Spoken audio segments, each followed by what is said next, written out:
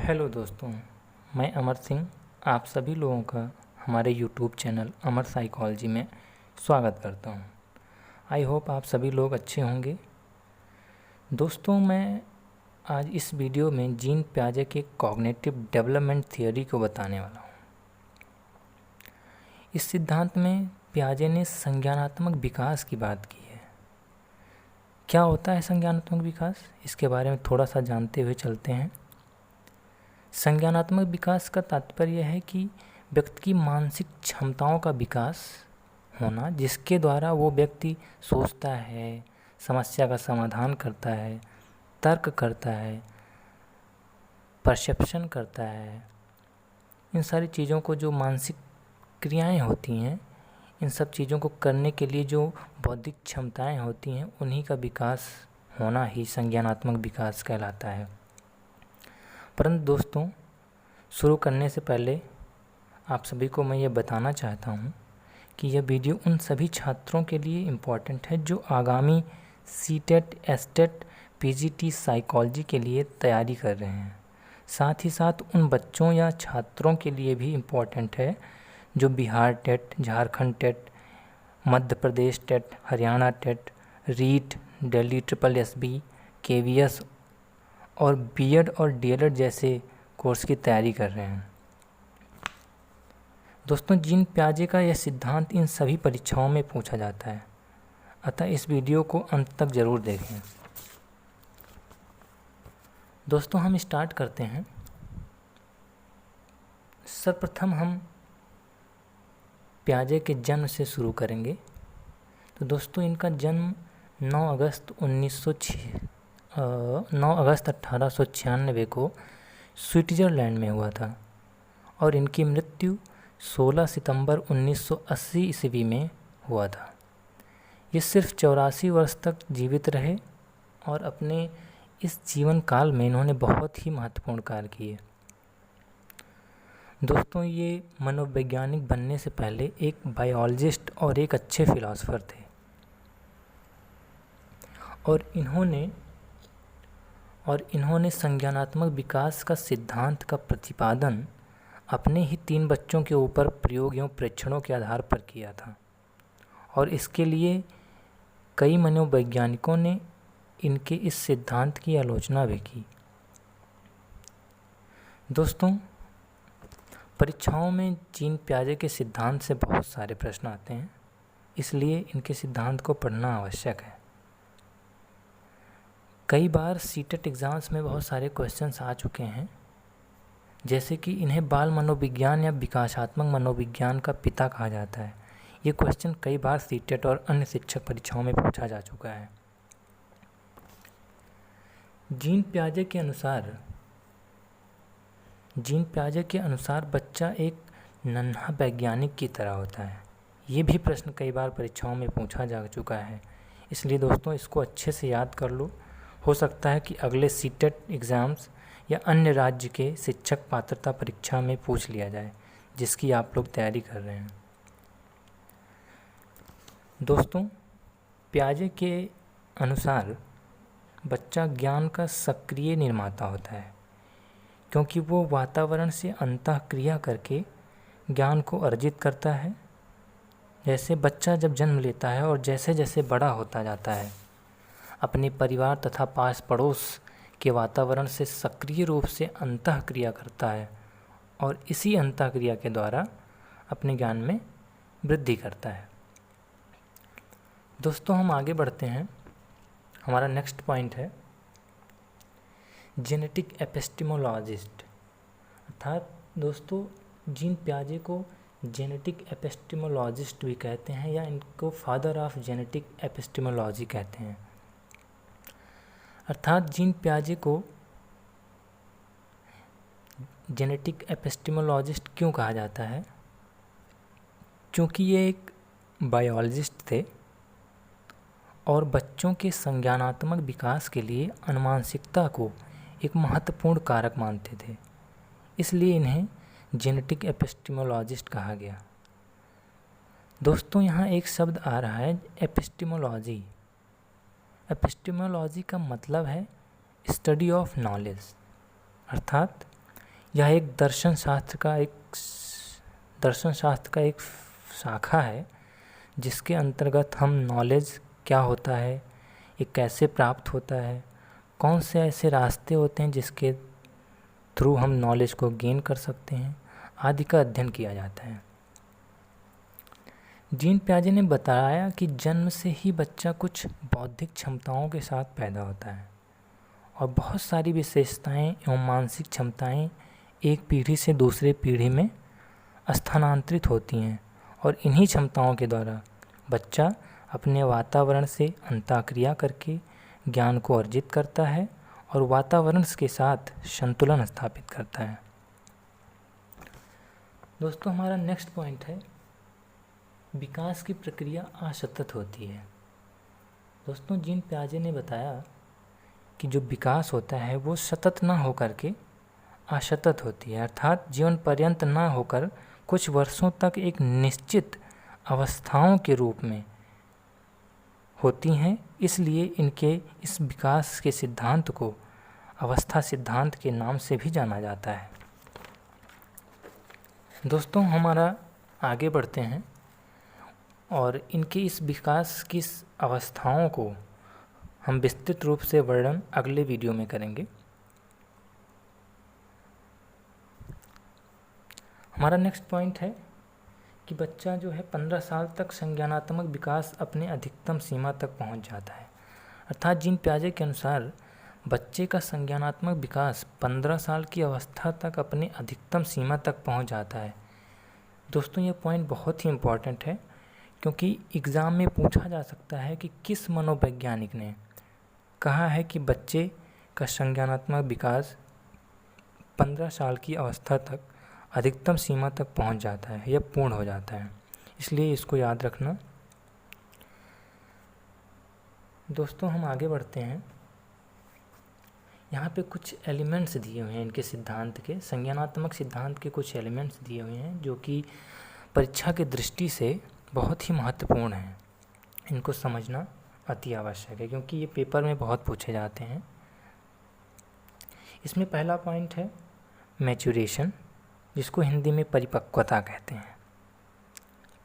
Gene पियाजे के अनुसार बच्चे के संज्ञानात्मक विकास में परिपक्वता का महत्वपूर्ण रोल होता है। यदि छोटे बच्चे को जो मानसिक रूप से परिपक्व नहीं है और उसे जटिल विषयों या चीज़ों के बारे में बताया जा रहा है तो उसे सीखने में परेशानी होगी। यदि बच्चा परिपक्व है तभी वह वातावरण से अंतःक्रिया करके ज्ञान का अर्जन कर सकता है। दोस्तों, हमारा दूसरा पॉइंट है एक्सपीरियंस या एक्टिविटी। हिंदी में बोलते हैं इसको अनुभव या क्रिया। अनुभव तथा क्रियाओं के द्वारा बच्चों के संज्ञानात्मक विकास में वृद्धि होती है। यही अनुभव और ज्ञान बच्चों को वातावरण के साथ समायोजन में सहायक होते हैं। दोस्तों, आप लोगों को आई होप समझ में आ रहा होगा। एक एक करके हम लोग आगे बढ़ते चलेंगे, समझते चलेंगे जीन पियाजे के इस सिद्धांत के एलिमेंट्स को। हमारा तीसरा पॉइंट है दोस्तों सोशल इंटरैक्शन। सोशल इंटरैक्शन को हिंदी में सामाजिक अंतःक्रिया कहते हैं। हालांकि जीन पियाजे ने अपने सिद्धांत में समाज की भूमिका को अधिक महत्व नहीं दिया, लेकिन वे फिर भी कहते हैं कि बच्चा जब जन्म लेता है तो वो कहीं न कहीं अपने परिवार में माता पिता भाई बहन के साथ अंतःक्रिया तो करता ही है। इस प्रकार दोस्तों बच्चा अंतःक्रिया के द्वारा अपने ज्ञान में वृद्धि करता है और वातावरण को समझने का प्रयास करता है। हमारा चौथा पॉइंट है इक्विलिब्रेशन। इसको बोलते हैं संतुलन, जिसका अर्थ होता है कि पूर्व के अनुभवों या पूर्व की स्कीमा में और वातावरण की परिस्थितियों के बीच संतुलन बनाना। परंतु दोस्तों इस सिद्धांत में एक संप्रत्यय आता है जिसको समझना आवश्यक है और वो है स्कीमा। आप लोग सुनते होंगे स्कीमा क्या है, क्या होता है स्कीमा, किसे कहते हैं स्कीमा। तो दोस्तों स्कीमा हमारे मस्तिष्क में, ध्यान से सुनिएगा आप लोग क्योंकि बहुत ही इम्पोर्टेंट है और ये स्कीमा लोगों को समझ में बहुत कम आता है। तो ये स्कीमा हमारे मस्तिष्क में ज्ञान का एक संगठित एवं संरचित मानसिक संरचनाएं होती हैं जिसके द्वारा ही हम चीज़ों को पहचान पाते हैं कि ये गाय है, ये भैंस है, ये बिल्ली है, ये जहाज़ है, ये मेरी माँ है, ये पिताजी हैं। हर चीज़ का अपना एक स्कीमा होता है जो कि हमारे दिमाग में स्टोर होता है, जिसको व्यक्ति अपने दिमाग में या अपने लॉन्ग टर्म मेमोरी में स्टोर करके रखता है। दोस्तों पियाजे ने बतलाया है कि कुछ स्कीमा व्यक्ति जन्म से लेकर पैदा होता है और इन्हीं स्कीमा के द्वारा बच्चा परिस्थितियों की पहचान करता है और वातावरण से सामंजस्य बिठाने का प्रयास करता है। पूर्व की स्कीमा और परिस्थितियों में जितनी अधिक समानता होगी, हम जो पूर्व में स्कीमा बनाए हुए हैं और जो वातावरण में हमको नई नई परिस्थितियाँ मिलती जाती हैं, उन परिस्थितियों और पूर्व की स्कीमा में जितनी ही समानता होगी उतना ही हम अच्छे ढंग से अपने वातावरण के साथ संतुलन स्थापित कर सकते हैं। दोस्तों आई होप आप लोगों को स्कीमा समझ में आ गया होगा। अब हम आगे बढ़ते हैं और देखेंगे कि व्यक्ति संतुलन कैसे स्थापित करता है। तो दोस्तों यहाँ पर संतुलन स्थापित करने के लिए व्यक्ति दो तरह की प्रक्रियाओं का प्रयोग करता है। पहला है एडाप्टेशन, जिसको हिंदी में अनुकूलन कहते हैं। दूसरा है ऑर्गेनाइजेशन, जिसको हिंदी में संगठन कहते हैं। दोस्तों ऑर्गेनाइजेशन से तात्पर्य है कि जो हमारे मस्तिष्क में विभिन्न प्रकार के स्कीमा बने हुए हैं, स्टोर करके हम लोग रखे हुए हैं, उन सभी को आंतरिक रूप से रीअरेंज करना तथा उन स्कीमा के बीच के संबंधों को विस्तृत करके संगठित करना, जिससे एक मजबूत संज्ञानात्मक तंत्र हमारे मस्तिष्क में बन सके। सिंपल भाषा में हम इतना कह सकते हैं कि ऑर्गेनाइजेशन वो होता है जिसमें हम जो विभिन्न प्रकार के स्कीमा हमारे दिमाग में स्टोर हुए रहते हैं उसको एक संगठित रूप से एक सीक्वेंस में लगा के रखना, जो हमको आने वाले नई नई परिस्थितियों में हमको संतुलन बनाने के लिए सहायक हो सकते हैं। दूसरा पॉइंट दोस्तों एडाप्टेशन की प्रक्रिया है और ये एडाप्टेशन की प्रक्रिया दो तरह से संपादित होती है।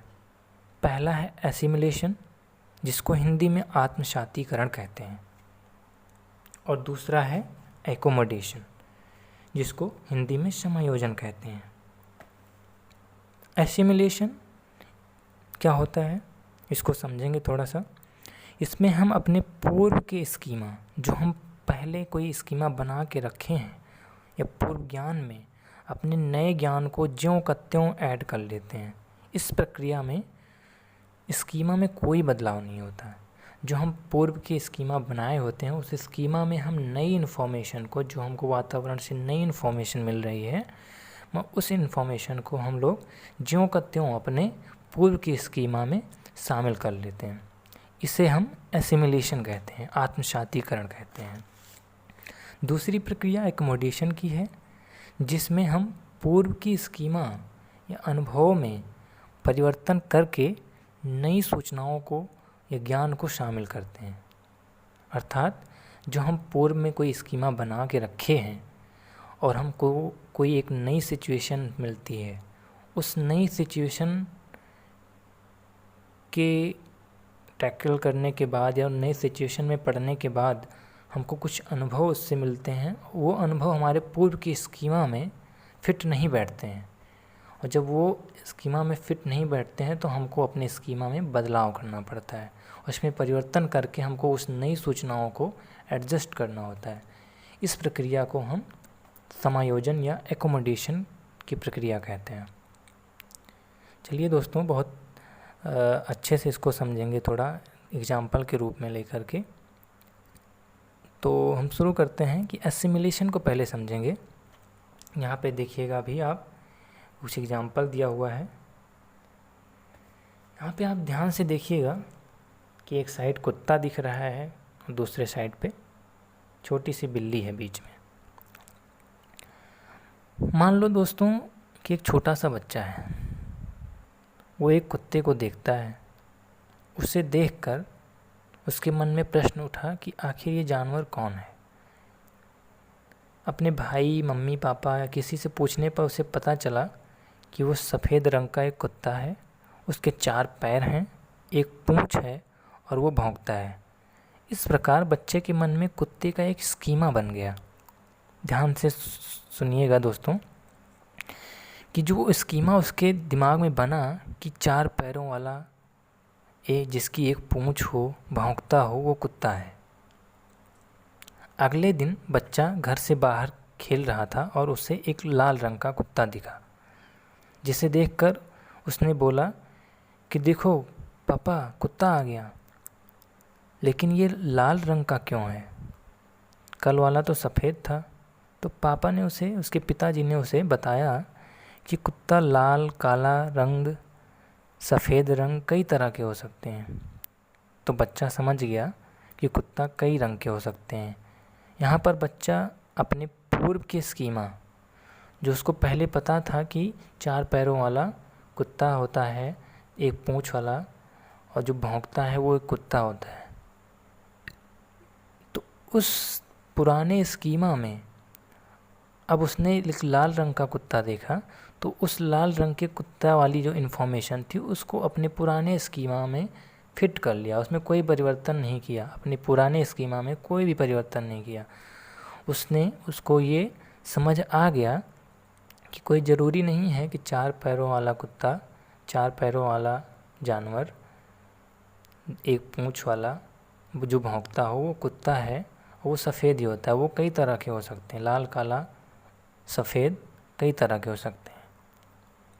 इस प्रकार उसने अपने स्कीमा में कोई परिवर्तन नहीं किया और उस नई इन्फॉर्मेशन को अपने पुराने इन्फॉर्मेशन में, अपने पुराने स्कीमा में उसको ज्यों का त्यों ऐड कर लिया। इस प्रक्रिया को हम एसिमिलेशन कहते हैं। जैसे इस फिगर में आप देख सकते हैं कि लिखा हुआ है, पहला point, Shaw this 4 legged animals for the first time. कोई बच्चा है, कोई कुत्ते को 4 पैरों वाला एक कुत्ता देखता है, एक एनिमल देखता है, उसको कहता है डॉग है।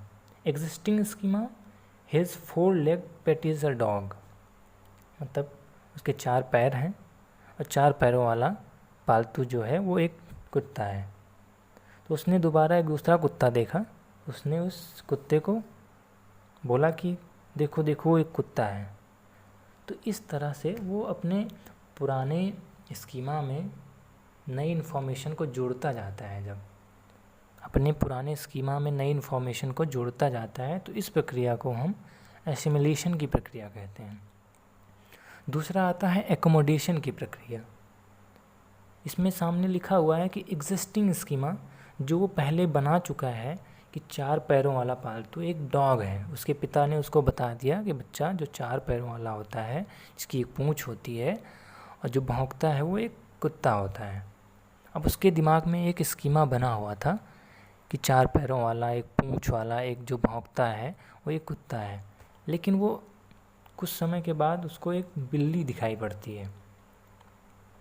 someone लिखा है यहाँ पे, someone points out that this is a cat, through it has 4 legs। अब वो बच्चा उस बिल्ली को देखता है, तुरंत चिल्ला के बोलता है, पिताजी देखिए वो कुत्ता। लेकिन इस बार उसके पिताजी ने उसको बोलते हैं कि बेटा ये कुत्ता नहीं है, ये बिल्ली है।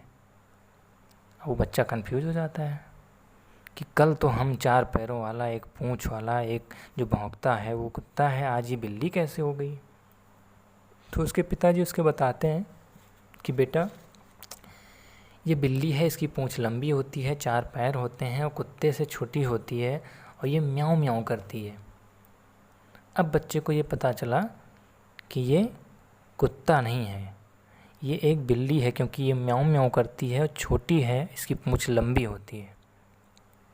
इस प्रकार अब वो एक नई स्कीमा को फॉर्मेशन किया, एक नया स्कीमा उसके दिमाग में बना।